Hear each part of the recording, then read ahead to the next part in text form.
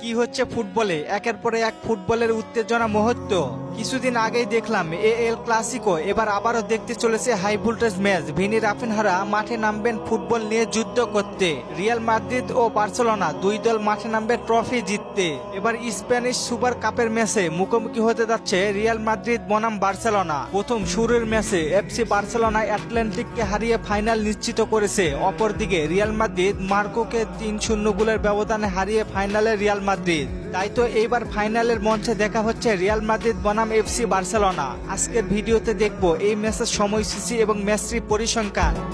Real Madrid বনাম Barcelona শেষ 5 ম্যাচে রিয়াল মাদ্রিদের জয় পেয়েছে 3 বার, অপরদিকে বার্সেলোনা জয় পেয়েছে শুধু 2 বার। বার্সেলোনা ও রিয়ালের মধ্যে কোনো ম্যাচই ড্র হয়নি। অপরদিকে রিয়াল মাদ্রিদ শেষ 5 ম্যাচে এখনো হারেনি। অপরদিকে বার্সেলোনা শেষ 5 ম্যাচে 3 ম্যাচ জয় পেয়েছে এবং 2 ম্যাচে হেরেছে। স্প্যানিশ সুপার কাপে মাদ্রিদ ও বার্সেলোনা মাঠে নামবে জানুয়ারি মাসের 13 তারিখে রাত 1টায়। 2024 সালে সুপার কাপে চ্যাম্পিয়ন হয়েছিল রিয়াল মাদ্রিদ, আবার 2023 সালে হয়েছিল বার্সেলোনা। আপনাদের মতে কে হবে 2025 সালের চ্যাম্পিয়ন? অবশ্যই কমেন্ট করে জানাবেন। চলেন আপনাদের কমেন্টগুলো দেখে আসি।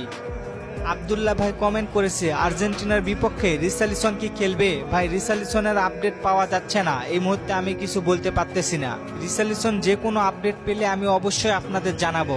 সুহেল ভাই কমেন্ট করেছে, স্প্যানিশ সুপার কাপের ম্যাচটি কিভাবে লাইভ দেখবো? ভাই লাইভ দেখার জন্য কিছু অ্যাপস লাগে, তবে খুব সহজেই আপনি ফেসবুক থেকেও দেখতে পারেন। সালমান ভাই কমেন্ট করেছে, গ্যাব্রিয়েল মার্টিনেল্লি কি 22 বিশ্বকাপে খেলেছে? জি ভাই খেলেছে। নাহিদ ভাই কমেন্ট করেছে, ফিরমিনো কি জাতীয় দলে সুযোগ পাবে? ভাই আমার মনে হয় না সে আবারও জাতীয় দলে সুযোগ পাবেন। মুন্না ভাই কমেন্ট করছে, ব্রাজিল কতবার বিশ্বকাপে সেমিফাইনাল খেলেছে? ভাই 11 বার, যে রেকর্ড অন্য কোনো দেশে নেই।